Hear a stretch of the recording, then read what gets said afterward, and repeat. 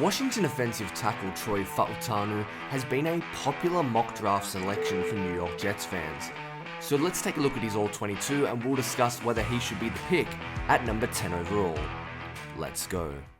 What's going on, everybody? It's Luke here from Play Like a Jet, and we're back in the film room with another All-22 breakdown, and today we're looking at Troy Fautanu. There's a scenario on draft day where Bowers, Odunze, and Neighbors are all off the board. The Jets are going to naturally pivot to offensive tackle. There are some Jets fans who think that should be the pick anyway. So no matter where you sit, let's figure out if Fautanu is the guy they should take if they do indeed draft a left or right tackle. Let's start by looking at his pass protection, and the best facet of his game is his hand utilization, and the number one move, you're going to see it here, is the snatch trap. Have a look at Fautanu, explodes out of the quick pass set, and then the utilization of the snatch trap is fantastic. What does that mean? You're going to see the defensive end go with the long arm stab with his left arm. Freeze it right here. You see him get to the chest of Fautanu. So how does he respond? He's going to viciously chop and swipe down with that right arm. Look how he takes it out of play, traps him underneath, and that's a huge win for Troy Fautanu. This is a feature of his game. He goes to the snatch trap regularly, and you're going to see it in the next couple of clips. There is so much to like about this next rep, but it starts with football intelligence. Fautanu is number 55, the left tackle for Washington. On this occasion, you're going to see him fire out of his stance. He moves quickly and identifies that his outside linebacker is dropping into coverage. So what does he do? He squeezes to his right-hand side. He releases the left guard to help on a double team on the interior lineman, but then Fautanu goes to the snatch trap and once again finishes on top of his man. There is football IQ, there is vision, and then there's execution of his hand utilization. I mentioned it, this is his go-to move. Anytime he feels a lineman get to his chest, Fautanu wants to rip down. Look how violent he is with his hands, and he finishes with the pancake. Another great example of him executing this move. And one more, just to show that it's not a fluke.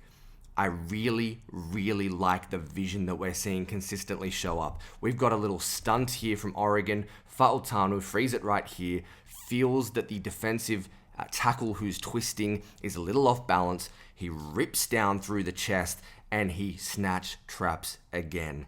Allows Odunze to score a touchdown, but it starts with recognition of the stunt, and then the hands are fantastic on the snatch trap. Another area of Fautanu's game that I wanted to focus in on in this review is how he's always looking for work. In pass protection, if you see early your man's dropping into coverage, he looks to the inside, he scans, and he wants to hurt people. Look at how he hits the defensive tackle under the ribs and puts him on the ground. Just because you're left without a hat to block doesn't mean your job's done, and Troy Fautanu is fantastic in this regard. He looks for work at every opportunity, and he's not just looking to block someone, he's looking to put you on the floor. And more of the same thing, this time against Arizona, left-hand side of your screen this time. Very similar concept. You see someone pausing, dropping into coverage, leaving you unmarked as an offensive lineman, go and find someone to hit. Bang! I love the location of the strike. Under the armpit, it's a fantastic area for leverage to knock people off balance, and Fautanu consistently attacked in that area. Good eyes, good vision, and great violence at the point of attack. But there were some instances where I thought that Troy Fautanu struggled in pass protection, and they really showed themselves against Oregon. For me, they were caused by two things. Him being off balanced and out in front of his pads, and his base width being a little bit too wide.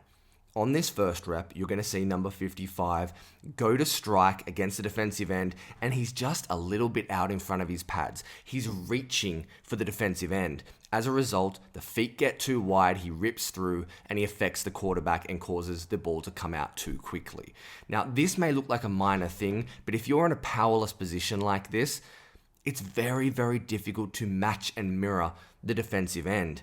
If you're in a wide base and he rips to the inside like he does here on the second move, it is so tough to replicate that and keep a body in front of him. That for me is the biggest weakness for Troy Fautanu in pass protection. And a similar thing from the same game against Oregon, again left hand side of your screen, Fautanu struggles to maintain the block for 3 seconds, and it is again caused by the same contributing factors. We're talking about being in front of our pads, ducking our head, and the base getting too wide. Very, very difficult to maintain and control second moves when you're in that position that you see from Troy Fautanu. But now let's transition to looking at Troy Fautanu as a run blocker. And we're going to start with the weaknesses because I think they're really closely linked to some of the issues he has in pass protection. It's all about maintaining blocks.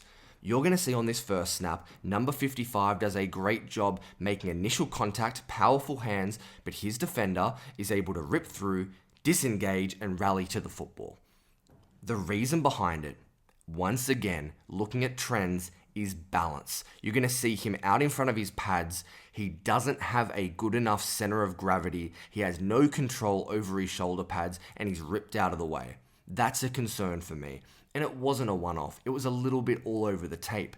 You can see it here again from the same game against Boise State. Troy Fautanu, this time right-hand side of your screen, delivers a good punch to the linebacker, but he slips underneath the block, and then he makes the tackle. When you're on the play side and you're an offensive lineman taking on a 230, 240-pound linebacker, you have to do a better job than this. Troy Fautanu has to maintain these blocks and make sure that he's setting the edge. And one more, this time out in space, almost as a puller, you're going to see Fautanu leak to the second level, and he just whiffs. The reason he misses his block is because he ducks the head, goes for the shoulder, and completely misses the second level defender. You can't drop your eyes, you can't drop your head, and you must keep your shoulder pads in line with your knees. As soon as you start getting out of control and downhill too quickly, you get these kind of misses. But there are plenty of things that Fautanu does really well in the running game, and the first of which is when he's deployed as a pulling blocker. He's really mobile in space. From the left tackle spot, Fautanu is going to go in motion from left to right. I want you to watch how he navigates the traffic, he hits the hole, finds the second level defender, and paves the way for his running back. I love the technique here. First of all, it's the vision to find his man, but look how he squares his shoulders to the line of scrimmage, he lowers his body and makes great contact with the secondary player. This is the kind of stuff he does really well. When he's used on pin-pull concepts or these kind of zone looks, Fautanu really came into his own. But it wasn't one-dimensional. I like him in tight combo situations and even gap looks.